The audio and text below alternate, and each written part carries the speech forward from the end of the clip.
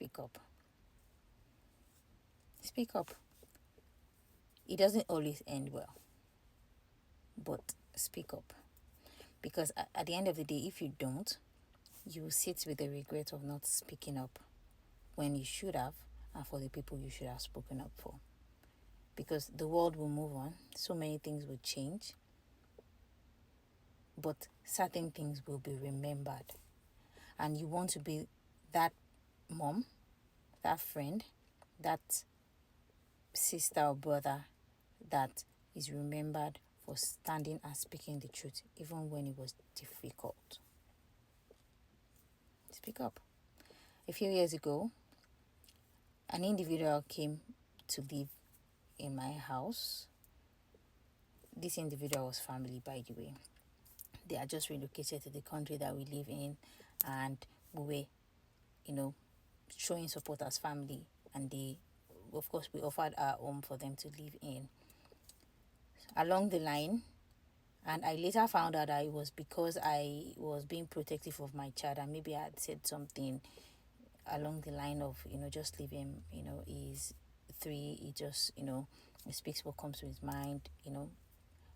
I realized that this individual started to treat my child very terribly. It was bad.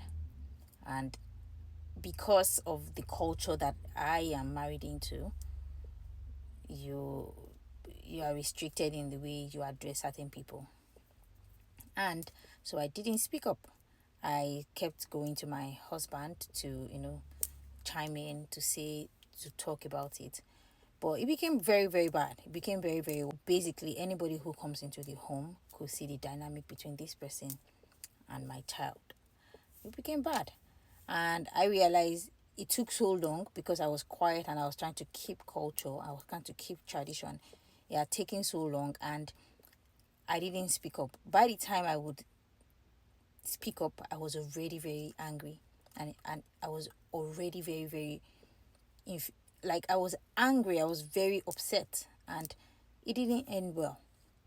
But something I took from that is that just speak up. Not everybody is going to like you. Not everybody is going to accept you. Not everybody is going to... You can't please everybody, basically. And I am a recovering people pleaser. And one of the reasons why I felt very passionate about speaking up for my child, and I felt very passionate about not letting anybody treat him the way this person was treating him, is because I see a lot of myself in my child.